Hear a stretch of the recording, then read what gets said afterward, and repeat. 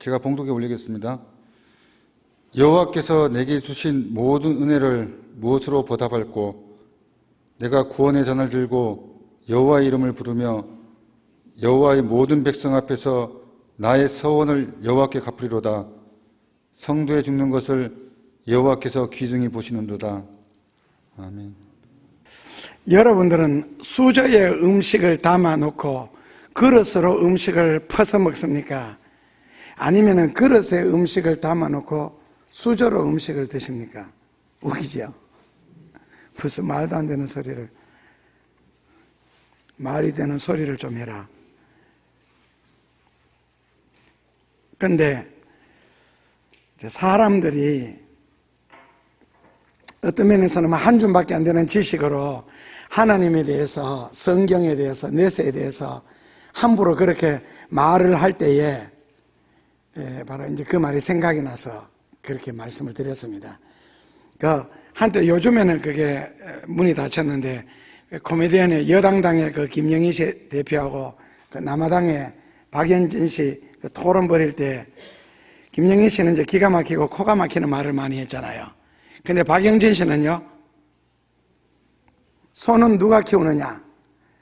이제 그 말을 하면서 꼭 그 마지막에는 이제 극적인 순간에 왜 온 얼굴을 찌푸리고 그리고 꼭 뭐 어떤 환자 근육 돌아가듯이 그렇게 하면서 단어도 정상적으로 쓰지 않는 단어 한마디 있죠. 가관이야, 그러는 말이요. 가관이야. 그래서 하나님께서 만약에 이 코미디를 패러디 하신다면 진보주의나 급진주의나 자유주의자들이나 그리고 현대 신학자들이 성경에 대해서, 하나님에 대해서, 천국과 지옥에 대해서, 내세에 대해서 함부로 말하는 것을 들으신다면 아마 가관이야 라는 말씀을 하실 것 같습니다. 이게 만약에 이제 복음서에 나오는, 누가복음서에 나오는 베드로식으로 표현한다면은 예수님과 그 제자들이 동네에 들어갔을 때 사람들이 영접하지 않았잖아요. 그러니까 베드로가 당장 한 말이 뭡니까? 주여, 하늘에 불을 명하여 이 동네를 태워 없애버릴까요? 베드로식입니다. 그러니까 성경에 대해서, 하나님에 대해서 함부로 말하는 사람에 대해서 아마 베드로 같으면은 이걸 지옥에 쳐넣어서 지옥의 맛을 보여줘야 이런 말이 쑥 들어가든지 아니면은 하나님에 대해서, 성경에 대해서 함부로 말을 하지 않을 것 같습니다 라고 하실 것 같아요. 사람이 뭐 현대 지식이라는 것은 다니엘서에 보면은 이 말세의 징조 중에 하나가 지식이 극대화되는 시대에 산다 그러는데 뭘만 아는데, 뭐 영국에서는 248년 만에, 뭐 미국에서는 100몇 년 만에, 뭐 한국에서도 100몇 년 만에, 경주에서도 100년 만에, 3년 만에, 이런 식으로 지금은 기본이 한 세기가 넘습니다. 그런 식으로 자연재해가 일어났을 때에 거기에 지식이 극대화된 이 시대에 사람들이 처신하는 모습 보십시오. 결론은 뭡니까? 우주과학센터가 있는 볼트모어 같은 그 도시에서 비가 왔을 때 결국 한 일이 뭐예요? 양수기를 가지고 물 퍼내고 있잖아요. 날씨 추우니까요, 얼어 죽잖아요. 그냥 비가 많이 오니까 뭐 248년 만에 처홍수다. 결국 도시에 물에 잠기는 것밖에 없거든요. 그 어떤 자연재해 같은 거 앞에 선 인간이 아무리 똑똑한 척 할지라도 처신하는 거 보면 역시 인간은 인간이고 연약하고 죄인인 이상 아무것도 아니라는 그런 생각이 듭니다. 역시 인간은 죄인이다 하는 그 말로서요. 그렇다면 이제 하기 좋은 말이 있죠. 죄 없는 사람이 어디 있느냐. 그래서 하나님이 독생자 예수님을 세상에 보내신 거고, 그리고 못 박혀 죽게까지 하시면서 성경적으로 우리를 사랑하셨다. 그렇게 해서 우리를 선택하셨다, 구원하셨다. 그렇다면 결국 사람이 지옥 가는 것이나 저주받는 것은 죄 때문에 받는 것이 아니고 하나님의 그 사랑을 거부한 것이 아니냐. 그러니까 하나님의 사랑을 계속적으로 거부하실 때에, 다시 말하면 이제 회개하지는 않는다, 아니면 믿지를 않는다. 좀 더 구체적으로 말하면 하나님의 긍휼이나 십자가의 은혜를 거부하는 거요. 결국 성경에 대해서, 하나님에 대해서 함부로 말하는 사람들은 제가 생각할 때는 십자가의 도나 십자가의 긍휼이나 하나님의 은혜를 전혀 체험해 본 적이 없기 때문에 그렇게 말하는 것이 아니냐. 하다못해 방언이라도 체험을 하면은, 그 방언 체험하는 그 감격적인 순간을 생각한다면은 하나님에 대해서, 성경에 대해서 함부로 말은 하지 아니할 것 같아요. 아니면 십자가의 그 긍휼을 조금이라도 입었거나 하나님의 사랑을 조금이라도 체험했다면 절대로 저는 하나님에 대해서 함부로 말하지 아니하리라 생각합니다. 결국 외적으로 볼 때는 신학자다, 목회자다, 아니면 목사다, 온갖 소리 다 할지 모르지만은 하나님 편에서 볼 때는 불신자 아니에요? 신학이 이렇게 말을 했고 학설 중에 이런 것이 있기 때문에 나는 성경을 부인한다, 십자가를 믿지 않는다, 하나님을 못 믿겠다, 이거 불신자 아니에요? 신학 박사를 몇 개나 땄다 할지라도. 자, 그래서 우리가 범죄를 하면은 죄 때문에 지옥 가는 것이나 죄 때문에 벌을 받는 것은 아니고, 결국에는 믿지 않았고 회개하지 않았고 하나님의 사랑을 거부했다. 그런데 우리가 이제 계속적으로 죄를 짓는다면 하나님은 그 죄를 위해서 독생자를 보내셨잖아요. 그러면 이제 십자가에 못 박았다. 그렇다면 우리가 계속 죄를 짓는 모습을 본다면 그 예수님은 계속 십자가에 못이 박혀야 되는데, 그렇다면 얼마나 고통스러우실까, 괴로우실까. 조금 더 진행하면 그런 나를 보시는 예수님이나 하나님은 얼마나 괴로우실까. 우리가 선을 행함으로써 예수님이나 하나님이 신이 나게 우리를 통하여 앞으로 역사하실 일들, 영광 거두실 일들을 계획하셔야 되잖아요. 그런데 죄라는 것이 발목에 붙잡혀가지고 죄 때문에 예수님이 다른 계획을 세우신다면, 그 다른 계획이라는 것은 예레미야 15장 13절에 보면은 너희는 너희 죄 때문에 너 주변에 있는 모든 재물과 모든 재산과 보물을 값없이 빼앗길 날이 오리라. 그러니까 결국에는 값없이 탈취당할 때, 이게 이제 자연재해라든지 한재나 풍재나 아니면은 바벨론이나 아수르 이런 나라의 왕들을 하나님이 감동시키셔서 이스라엘을 공격하도록 만들어서 포로로 잡아오고 집 같은 건물은 다 부수고 불태우고 모든 보물은 다 빼앗기는, 하나님이 그런 계획을 세우신다면 서민을 향해서 얼마나 괴로우실까. 괴로우시면서도 예수님이 그런 계획을 하나님이 세우실 수밖에 없는 이유는 무엇일까? 그렇게 하는 것이 그냥 두는 것보다가 더 사랑하는 방법이기 때문에, 그래서 때로는 고치지 못할 병에도 걸리게 하시고 심한 괴로움을 겪게도 하시고 말할 수 없는 아픔도 겪게 하시고 때로는 인간적인 배신도 당하게 함으로써 내가 연약하고 아무것도 아니라는 것과 하나님을 믿음으로 살아라는 어떤 그 하나님의 사랑의 사인 같은데요. 아브라함이나 이삭이나 바울처럼 다윗처럼 하나님이 그들을 통해서 하여튼 움직이기만 할지라도 그림자만 지나가도 그림자에 덮이는 사람들의 병까지 내가 고칠 그런 계획, 안 그러면은 너 손으로 하는 모든 일에 내가 복을 준비하시겠다는 어떤 그런 신선한 계획들, 축복들, 이런 계획을 우리를 통하여 세우셔야 되는 것 아니에요? 그렇다면 한 번 회개하고 두 번 회개하고 계속 반복해서 회개를 하다가 계속적으로 내가 반복적으로 죄를 지음으로써 양심의 가책을 받아서 이제는 더 이상 내가 살 수 없겠다, 그 양심에 짓눌려서 그러면 내가 죽어버리면 하나님이 기뻐하시겠어요? 그게 하나님 바라시는 일이시겠어요? 죄책감 때문에 풀이 죽고 힘이 빠지고 무기력해지고 살기 싫고 그런 것을 과연 예수님이 바라시겠느냐는 거죠. 아니면 회개하고 난 뒤에 살아서 더 충성하고 더 열심히 섬기는 삶을 통하여 평생을 죄성스럽고 하나님 앞에 황송한 마음으로 하나님과 교회와 그리고 세상을 향한 그리스도의 사랑을 더 실천하며 사는 것을 하나님이 원하실까? 죽는 것이 꼭 대수이고 포기하는 것이 최선의 길일까? 그래서 하나님은 회개하고 더 반듯하게, 더 열심히, 더 주를 위해서 살 수 있다면 그것이 주의 은혜에 보답하는 생활이 아닐까. 삶의 현장에서 붙잡힌 죄 많은 여인, 그리고 저주하면서까지 맹세하면서 예수님을 부인한 그 베드로까지 예수님이 용서하신 것은, 만약에 베드로가 양심의 가책 때문에 아니면 현장에서 잡힌 여인처럼 내가 이제는 얼굴 들고 도저히 못 살겠다 하면서 스스로 인생을 포기했더라면은 과연 주님이 원하시는 것일까? 그것 때문에 예수님이 사람들 앞에서 다 용서하시고 오히려 덮어주셨을까?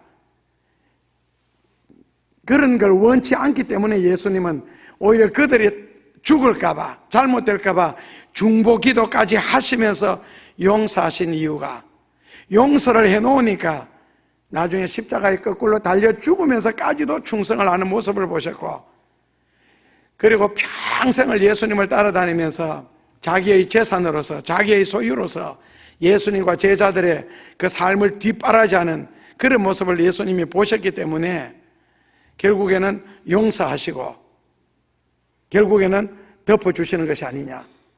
그렇다고 예수님이 한 번이라도 그렇게 수많은 죄를 지은 우리를 향하여서 너 왜 그 죄를 지었느냐, 또 계속 반복해서 짓느냐, 왜 그렇게 답답하게 인생을 사느냐, 한 번이라도 물어보신 적이 있으시고 따지신 적이 있으세요? 왜냐하면 이미 우리 양심이 알고 있고 성경적으로 나 자신을 알고 있기 때문에 그런 식으로 예수님이 따지신다든지 물으신다면은 다윗이 고백한 것처럼 하늘 아래 사는 사람 중에 주님 앞에 감히 나설 자가 누구오며 예배 드리겠다고 주의 성전에 들어갈 자가 누구오리까? 그러니까 누가 생명을 유지할 수가 있겠습니까? 고로 주여 나는 죄인이다. 그러므로 내게 심판하지 마소서. 시편 143편에서 나오는 내용들이죠.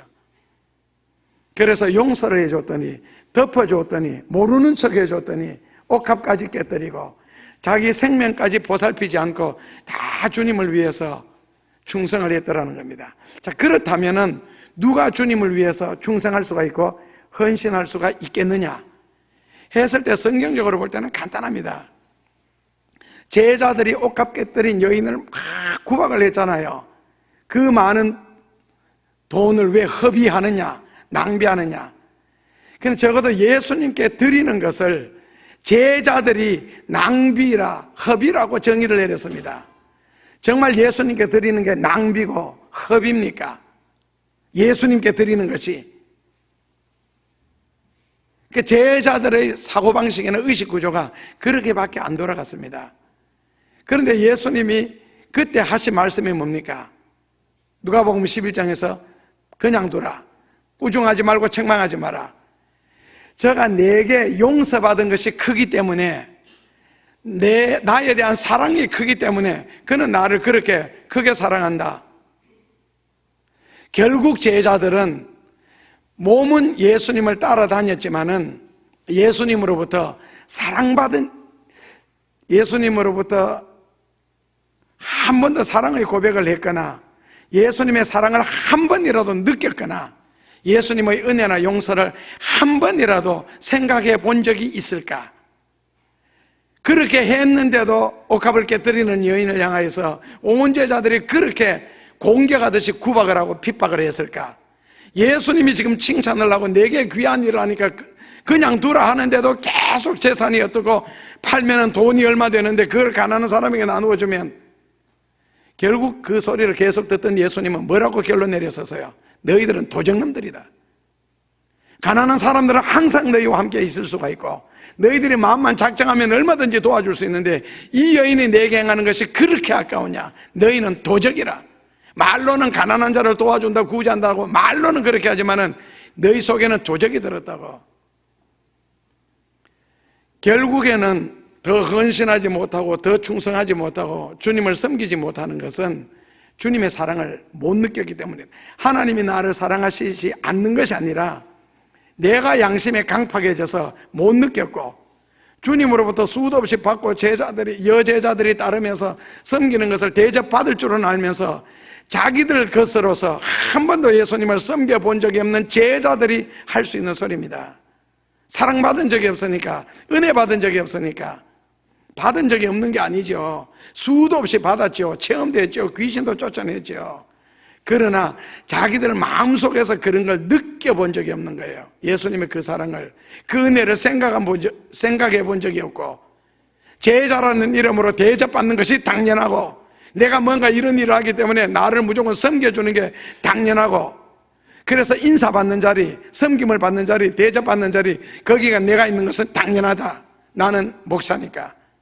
그렇습니까 지금? 결국에는 마음이 없는 거예요. 할 수 있는 능력이 없는 게 아니고 마음이 없습니다.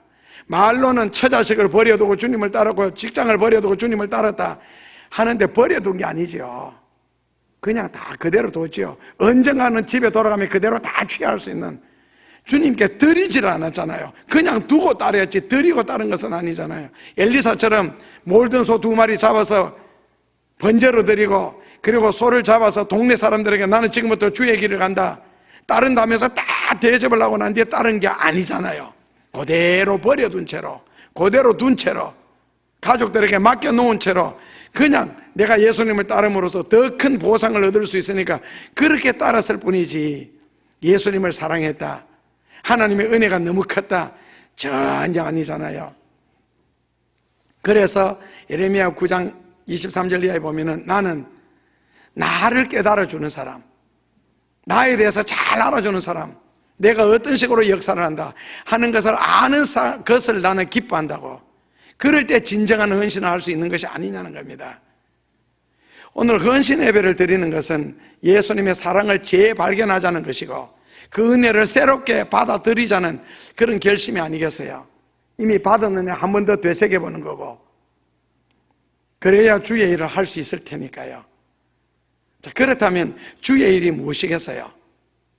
시편에서는 주의 일에 대해서 이렇게 정의를 했습니다. 첫째로는 시편 11편 7절에 주의 일은 의로운 일이다. 둘째로 시편 98편 1절에 주의 일을 한다는 것은 기적과 같은 일이다.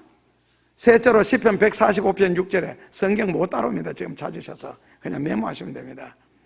145편 6절에 하나님의 일을 인간이 한다는 것은 두렵고 경외로운 일이다.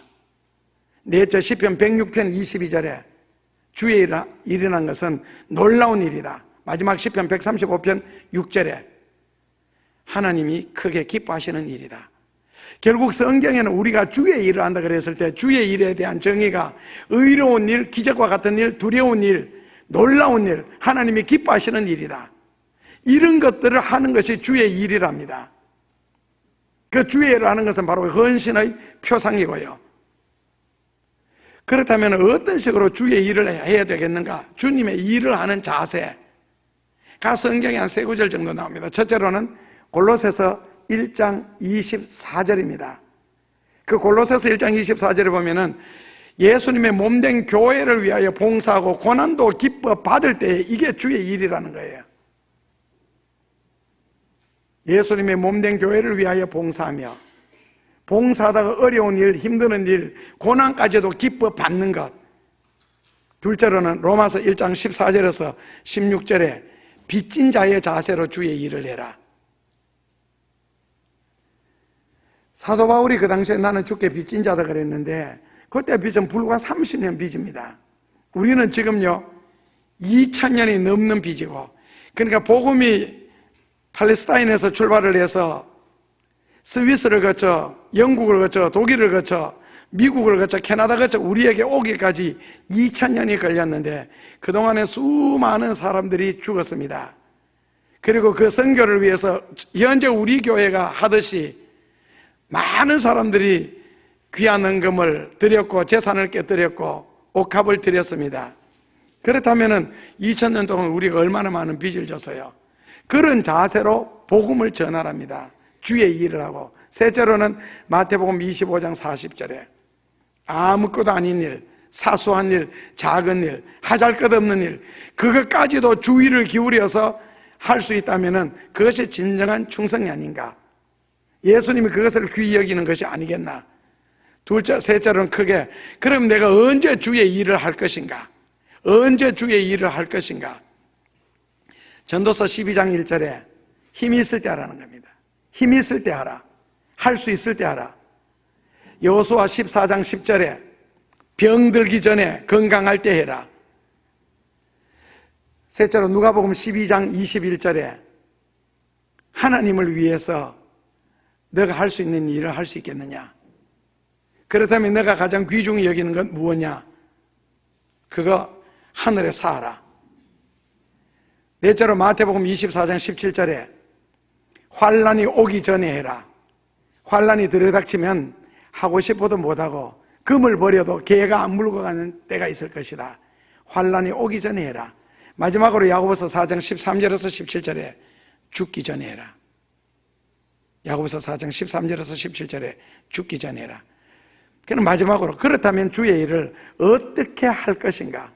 원래 지금 아까 어떤 자세로 할 것인가, 언제 할 것인가, 이게 이제 성경 공부잖아요. 한 구절 한 구절 찾아가면서 칠판 녹가면이 보통 한 2달에서 석 달 정도 할 양의 분량인데 지금 제가 10분 만에 다 줄여드립니다. 주의 일을 어떤 자세로 할 것인가? 첫째, 사도행전 20장 18절입니다. 이런 자세로 하래요. 너무 그냥 지나가니까 섭섭하니까 사도행전 20장 18절입니다. 같이 한번 읽어보죠. 사도행전 20장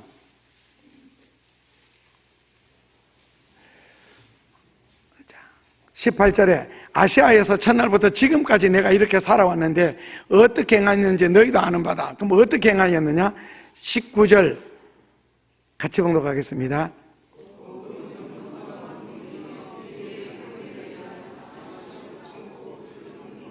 유익한 것은 무엇이든지 공중 앞에서 각 집에서 거리낌 없이 내가 너희에게 전하고 가르쳤다. 그래서 첫째로 주의 일을 하는 자세는요, 모든 겸손과, 교만한 사람은 세상이 싫어하니까요. 둘째로는 눈물로서 섬겼다.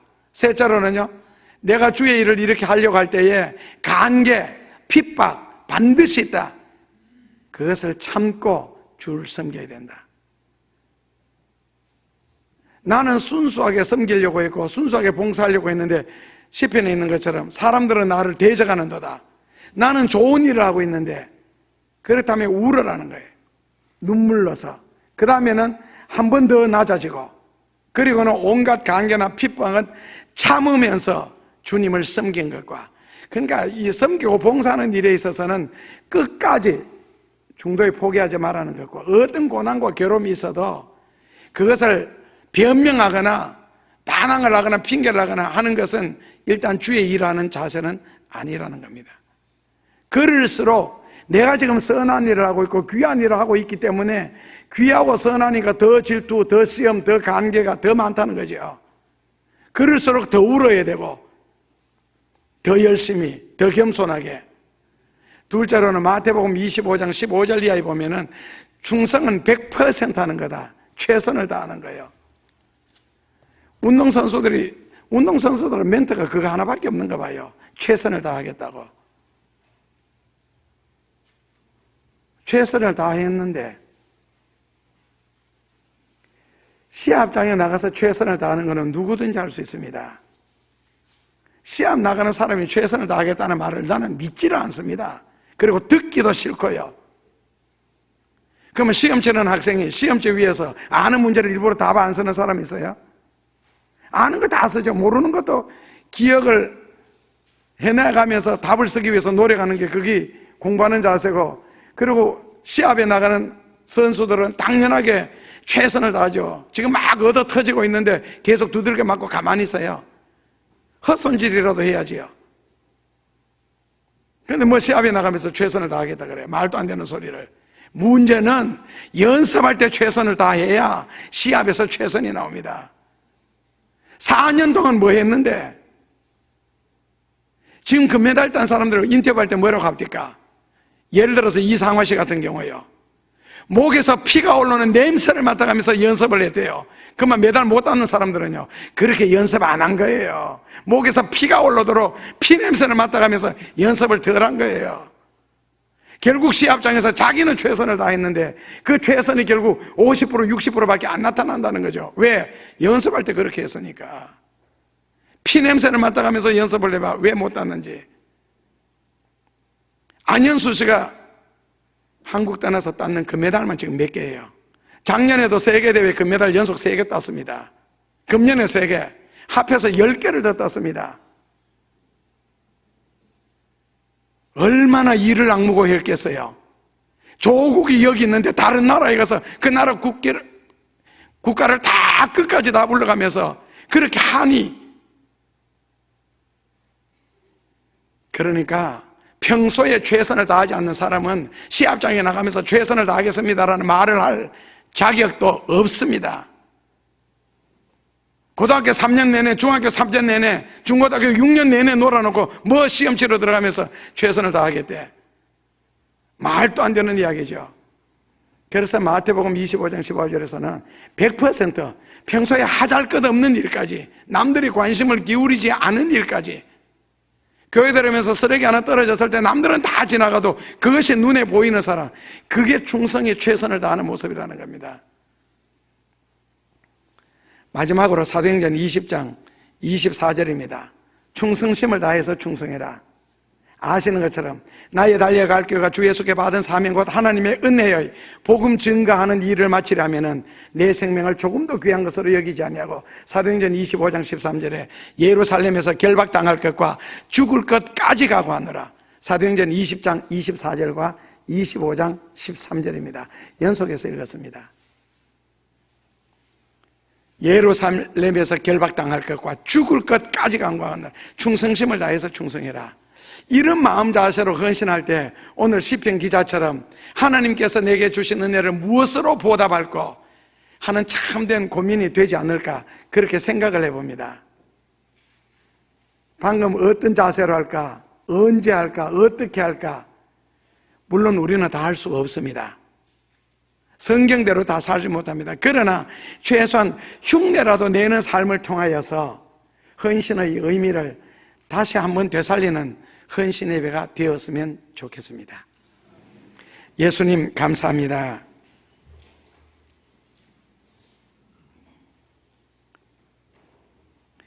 꼭 배워진 말씀, 삶의 현장에서 떠오르는 말씀을 따라 진지하게 살다가 주님 앞에 사랑받고 때로는 칭찬받으며 때로는 귀한 축복받고 그 나라에까지 이르게 하여 주옵시고, 하나님을 사랑하는 자들을 통하여 기도를 이루시고 뜻을 이루소서.